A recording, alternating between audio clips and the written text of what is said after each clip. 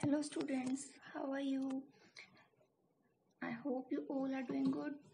So, our today's chapter is chapter number 1 of class 7th NCERT, that is nutrition in plants. So, here we start. First of all, the term comes, that is nutrition. What is nutrition? Nutrition is the mode through which organisms take in food and utilize it to gain energy. Means the all processes of taking in food and using it for energy is called nutrition. जो भी हम खाना खाते हैं, food injection करते हैं, तो उस फूड को खाने के बाद उससे जो एनर्जी हमें गेन होती है उसका यूटिलाइजेशन हम किस तरह से करते हैं, that is our nutrition. Alright, so here modes of nutrition. Modes of nutrition means how the way we take in food, हम कैसे खाना खाते हैं, after that how we utilize it to gain energy, उसको खाने के बाद कैसे वो digest होता है and then we get energy from it. So इस सब के बारे में what is that? That is mode of nutrition. So अगर हम बात करें plants की, in plants are called autotrophs because they make their food on their own. क्योंकि प्लांट्स जो है, plants are the only organism which prepare food on their own. Self, auto mean self and troph mean nourishment, यानी कि जो अपना food self prepare करते हैं, खुद का नरिशमेंट खुद करते हैं, these are called autotrophs. As well as plants are also called producers because they prepare food on their own. So plants have a self-nourishment system or autotrophic mode of nutrition because they are able to make their food on their own with the help of some basic components which are carbon dioxide, water, sunlight, etc., about which we will talk later. Okay, whereas हम animals की बात करें तो animals क्या है? Animals अपना food खुद नहीं बनाते हैं. They are always dependent on other animals और plants for food. So they are called heterotroph. Hetero mean other, troph mean nourishment. It means the animals which are dependent for food on other sources, these are called heterotroph. Hence animals have heterotrophic mode of nutrition. All right, now plants की अगर हम बात करें, plants अपना food खुद prepare करते हैं, as I have told you. So by which process they make their food, which component they need. So we are going to talk about this. As plants have autotrophic mode of nutrition, so the process of preparing food by plants using sunlight is called photosynthesis. किस process से अपना food prepare करते हैं, वो है photosynthesis, यानी कि प्रकाश संश्लेषण इसे हिंदी में कहते हैं. ओके, तो ये सनलाइट की प्रेजेंस में होगा बाय प्लांट्स. अब प्लांट्स के कौन कौन से जो पार्ट्स है वो इसमें काम लेते हैं. जैसे अपने घर में हम बात करें, खाना कहाँ बनता है? किचन में. ऐसा तो नहीं है that we prepare our food in drawing room or living room or guest room. No, there is a proper area for cooking food, that is our kitchen. As well as in plants, there are some particular parts in which photosynthesis occurs. So photosynthesis occurs in only and only leaves. पत्तियों में photosynthesis होता है. पत्तियां जो है वो food preparing का काम करती है और उनके बाद में फूड प्रिपरेशन के बाद में उस फूड के न्यूट्रिएंट्स को प्लांट्स के बाकी सभी पार्ट्स तक पहुंचाया जाता है. उसके बाद में प्रिपेयर्ड फूड, यानी कि जो प्लांट्स का फूड होता है, what is that? That is carbohydrates. And इस फूड को प्रिपेयर करने में लीव्स को किन किन कंपोनेंट्स की नीड होती है? These are water, minerals, carbon dioxide, chlorophyll and sunlight. Chlorophyll क्या होता है? ये एक पिगमेंट होता है, लीफ में प्रेजेंट होता है, which gives green colour to the leaf. Okay, so अब हम बात करें from where do ingredients come. ये जो भी इंग्रेडिएंट्स हमने बात करी, water and minerals, carbon dioxide, chlorophyll, sunlight, ये सब लीफ को मिलते कहाँ से हैं? तो water and minerals. So water and minerals, as we know, they are present in soil. Carbon dioxide is present in our surroundings, in our air. Chlorophyll, I have told you that it is present in leaf, which is a pigment and give green color to the leaf. And sunlight, obvious, it is plant get it from sun. Okay, now ingredients, delivery organs of plant.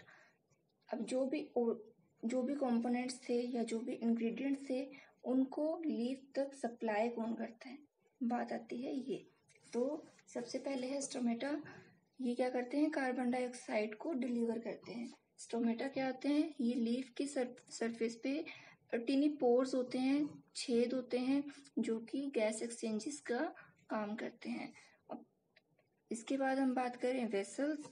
Vessels क्या होती है? Deliver water and minerals. Vessels 2 types की होती है.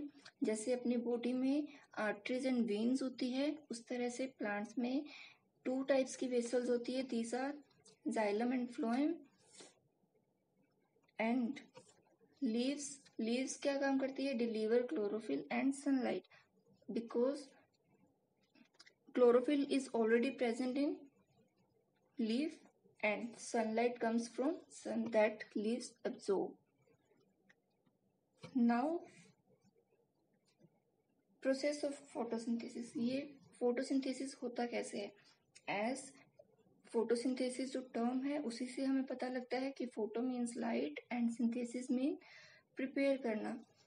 Light की presence में जब plants अपना फूड प्रिपेयर करते हैं, that process is called photosynthesis.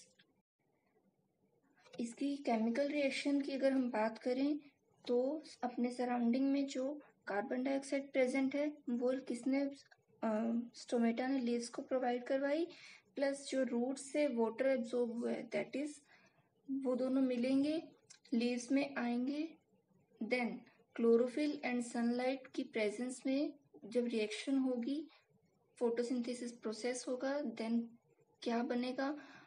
Carbohydrates, that is food of plants, and oxygen, which they release in atmosphere and we inhale it. I hope you are getting everything what I am telling you. Okay, it's very interesting question. Do leaves other than green color make their own food? Because we see some creepers are there. क्या होता है?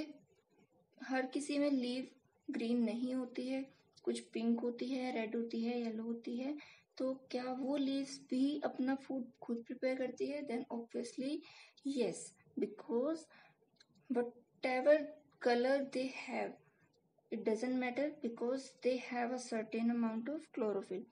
चाहे कोई भी colour हो, हर leaf में एक certain amount तक chlorophyll होगा, which will help them to prepare their food. Next, synthesis of plant food other than carbohydrates. जैसे कि एनिमल्स में होता है, सिर्फ खाना इम्पोर्टेंट नहीं होता है, उसके अलावा फ्रूट्स भी इम्पोर्टेंट है, वाटर भी इम्पोर्टेंट है. तो उसी तरह से प्लांट्स में not only carbohydrates, they need some other nutrients for their growth. So इसमें क्या आता है? नाइट्रोजन की अगर हम बात करें, तो नाइट्रोजन क्या है? एक गैस है जिसे प्लांट डायरेक्टली एब्जॉर्ब नहीं कर सकते या खुद कंज्यूम नहीं. रूट में एक राइजोबियम बैक्टीरिया होता है जो कि गैसियस नाइट्रोजन को, यानी नाइट्रोजन जो गैसियस फॉर्म में है, उसको एब्जॉर्ब करेगा और उसे एक soluble form, we can say protein में उसको कन्वर्ट करेगा, then release it in the soil. और उसके बाद में उस प्रोटीनियस नाइट्रोजन को सॉइल में रिलीज करेगा, and then roots will absorb it from soil and supplied to the other parts of plants. Then these soluble forms are absorbed by the plants along with the water. जैसे जैसे root से soil से root absorb करेगी और root से जब xylem अपना काम करेगा वाटर एब्जॉर्प्शन का, तब साथ में ये नाइट्रोजन को भी एब्जॉर्ब करेंगे.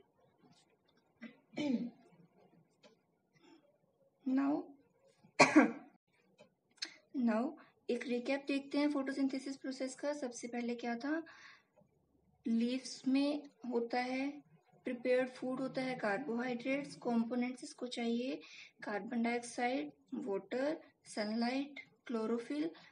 इसके प्रेजेंस में क्या ये बनाएंगे, carbohydrates and oxygen. Okay, now other modes of nutrition.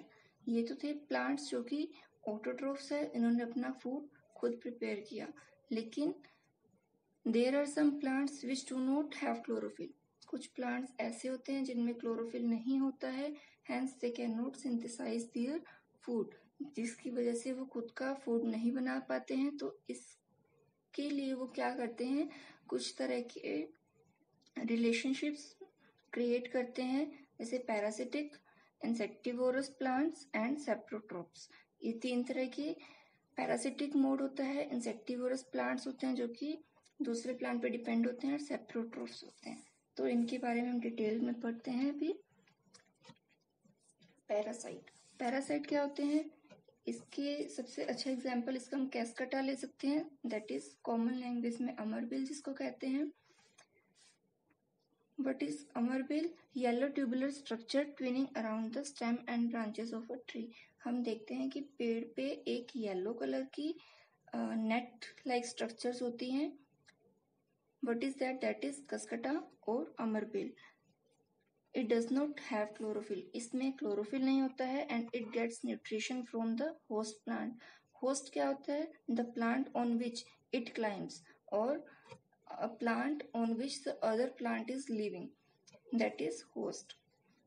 जैसे जिस प्लांट पे या जिस ट्री पे कस्कटा है, लिव कर रही है, वो ट्री क्या होगा, उसका होस्ट होगा, जो कि उसे न्यूट्रिशंस प्रोवाइड करेगा. Okay, Cuscata is parasite on that plant and take all the essential nutrients from it. ये क्या करेगी, कस्कटा जिस प्लांट पे ये रह रही है वहां से उस प्लांट से या उस होस्ट ट्री से जो भी उसको न्यूट्रिशंस चाहिए वो वहां से एब्जॉर्ब करेगी. इसके पैरासिटिक न्यूट्रिशन की हम अदर एग्जांपल देखें तो ऑर्किड, रेप्लेशिया और ऑस्ट्रेलियन क्रिसमस ट्री इसके पैरासिटिक न्यूट्रिशन के एग्जांपल्स हैं. इनकी स्पेसिफिक कैरेक्टरिस्टिक क्या है कि all the parasitic plants have modified roots that attracts the nutrients from the host plant by attacking on the xylem और फ्लोएम और बोथ. ये कैसे अपना न्यूट्रिशन लेती है, इनकी जो रूट्स होती है पैरासिटिक प्लांट्स की, वो कुछ इस तरह से मॉडिफाइड होती है कि जो डायरेक्ट जो होस्ट प्लांट है उनकी जाइलम या फिर फ्लोएम पे या फिर उन दोनों पे, दोनों वेसल्स पे अटैक करती है और वहां से अपना न्यूट्रिशन लेती है. जाइलम क्या होता है, a vessel which transports water and minerals leaf तक और बाकी अदर पार्ट्स तक सप्लाई करते हैं. एंड फ्लोएम क्या करते हैं, जो भी फूड सिंथेसाइज किया है प्लांट ने, जो भी अपना फूड प्रिपेयर किया है उसको लीफ के अदर बाकी सभी पार्ट्स में सप्लाई करते हैं. इसके बाद हम बात करें मोड्स ऑफ न्यूट्रिशन में इंसेक्टिवोरस प्लांट्स की, तो इसमें बेस्ट एग्जांपल है पिचर प्लांट.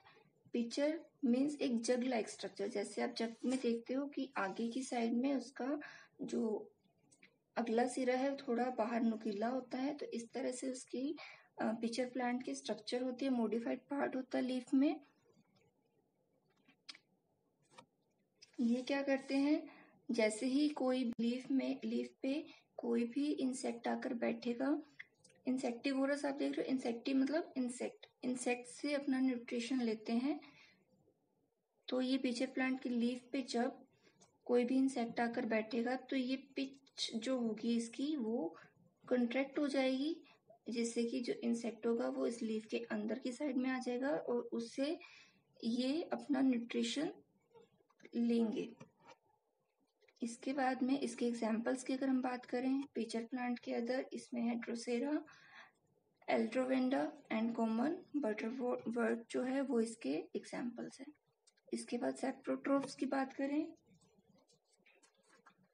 तो डिकेइंग मटेरियल से अपना न्यूट्रिशन गेन करते हैं।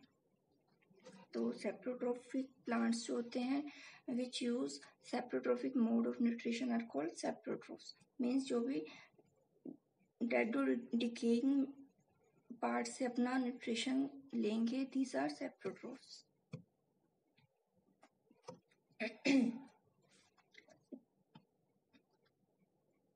We can see in rainy season mushroom में ये फ्लफी अम्ब्रेला लाइक स्ट्रक्चर्स होते हैं जो कि रोटिंग वुड ड्यूरिंग कहाँ पे ग्रो करती है, जहाँ पे रोटिंग वुड होगी वहाँ पर ये रेनी सीजन की ड्यूरिंग ग्रो करेंगी। इसके अगर हम अदर एग्जांपल्स देखें तो दीज आर फंगस और फंगी, ब्रेड मोल्ड्स, ये सब क्या है सेप्रोट्रोफिक प्लांट्स के एग्जाम्पल्स हैं। इन सब के अलावा कुछ तरह के रिलेशन ऑर्गेनिजम्स शो करते हैं, जैसे म्यूचुअलिज्म होता है जिसमें एक होस्ट होता है और एक अदर पैरासाइट होता है। इसमें क्या होता है, दोनों एक दूसरे के साथ रह रहे हैं। इट मीन्स जैसे हमने कसकटा देखा, कसकटा क्या कर रहा था, एक होस्ट ट्री पे था जिससे कि वो सारे उसके एसेंशियल न्यूट्रिएंट्स जो थे वो उससे ले रहा था और उसको ट्री को हार्म कर रहा था। लेकिन म्यूचुअलिज्म में क्या होता है, दोनों को प्रॉफिट होता है। अगर एक प्लांट दूसरे को शेल्टर देता है तो दूसरा प्लांट पहले वाले को न्यूट्रिशंस देगा या अदर जो भी डिमांड रहती है वो प्रोवाइड करवाएगा। लेकिन कॉमनलिज्म में देखें तो एक प्लांट को बेनिफिट होगा लेकिन दूसरे को लॉस होगा। इसी तरह से पैरासिटिज्म में देखें जो कि कसकटा का एग्जाम्पल था, उसमें एक प्लांट को बेनिफिट मिलेगा लेकिन दूसरे को लॉस होगा। न्यूट्रलिज्म में देखिए, न्यूट्रल मीन्स नो इफेक्ट, दोनों को ना तो किसी को प्रॉफिट होगा ना किसी को लॉस होगा। इस तरह से सिम्बायोटिक रिलेशन देखें तो इसमें म्यूचुअलिज्म होता है, some organism live together and share shelter and nutrients. कुछ ऑर्गेनिजम्स होते हैं जो साथ में रहते हैं। अगर एक ऑर्गेनिज्म दूसरे को शेल्टर प्रोवाइड करवाता है तो दूसरे वाला पहले को न्यूट्रिएंट्स प्रोवाइड करवाएगा। This is called symbiotic relationship. इसमें म्यूचुअलिज्म की बात करें तो biological interaction between two species where both the species get benefits from each other, यानी कि बायोलॉजिकली ऐसा रिलेशन जिसमें दोनों ऑर्गेनिजम्स को बेनिफिट होते हैं, that is called mutualism. Symbiotic relationships के एग्जाम्पल अगर हम देखें तो इसमें है लाइकेन। लाइकेन क्या है, एक एल्गी और फंगस का रिलेशनशिप है। क्लोरोफिल कंटेनिंग पार्टनर होता है एल्गी, एल्गी में क्लोरोफिल होता है जो कि फूड प्रिपेयर का काम करता है। ओके, फूड प्रिपेयर एल्गी करेगी तो वो फंगस को फूड प्रिपेयर प्रोवाइड करवाएंगी, वेयर एज फंगस जो होगा वो एल्गी को शेल्टर देगा और मिनरल्स प्रोवाइड करवाएगा। म्यूचुअल बेनिफिशियल रिलेशनशिप होता है, ये दोनों को बेनिफिट मिलता है। इसके अलावा हम अदर एग्जांपल्स देखें तो राइजोबियम एंड प्लांट में होता है। थर्ड है राइजोबियम क्या करता है, प्लांट्स की रूट्स में होता है और नाइट्रोजन जो गैशियस फॉर्म होती है उसको एक सोल्यूबल फॉर्म में चेंज करके, प्रोटीनियस फॉर्म में चेंज करके रूट्स को प्रोवाइड करवाता है, वेयर एज प्लांट जो है वो राइजोबियम को शेल्टर प्रोवाइड करवाते हैं रूट्स में। उसके बाद में प्लांट्स एंड एनिमल्स का देखें तो प्लांट्स कार्बन डाइऑक्साइड इनहेल करते हैं एंड ऑक्सीजन को रिलीज करते हैं। वहीं पे एनिमल्स क्या करते हैं उसी ऑक्सीजन को इनहेल करते हैं and in return carbon dioxide provide करवाते हैं। नेक्स्ट लाइकेन्स की बात करें तो lichens are symbiotic relationships of chlorophyll containing algae and fungus. Lichens में क्या होता है, एल्गी होती है, फंगस होता है। एल्गी फूड प्रिपरेशन का काम करती है एंड जो भी फूड प्रिपेयर किया है वो फंगस को प्रोवाइड करवाती है, और फंगस प्रोवाइड क्या एल्गी को शेल्टर देता है, उसको वाटर एंड मिनरल्स भी प्रोवाइड करवाती है। इसके बाद में बात आती है replenishment of nutrients in the soil. We know plants absorb minerals and water from the soil. हमें पता है कि प्लांट्स को जो भी मिनरल्स, वाटर, जो कुछ भी चाहिए वो सोइल से एब्जॉर्ब करते हैं। Once they are get then soil में प्लांट ने एब्जॉर्ब कर लिए, तो उसके बाद में सोइल में फिर से वही न्यूट्रिएंट्स वापस कैसे आते हैं, तो उसके लिए क्या, it means the method by which lost plant nutrients are put back into the soil is called soil replenishment। यानी कि सोइल को न्यूट्रिएंट्स वापस से प्रोवाइड करवाने के लिए जिन मेथड्स का यूज किया जाता है या जिन मेथड को यूज करके सोइल को वापस से न्यूट्रिशंस प्रोवाइड करवाए जाते हैं वो क्या होता है, सोइल रिप्लेनिशमेंट। इसमें हम फर्टिलाइजर्स एंड मैन्योर्स का यूज करते हैं। फर्टिलाइजर्स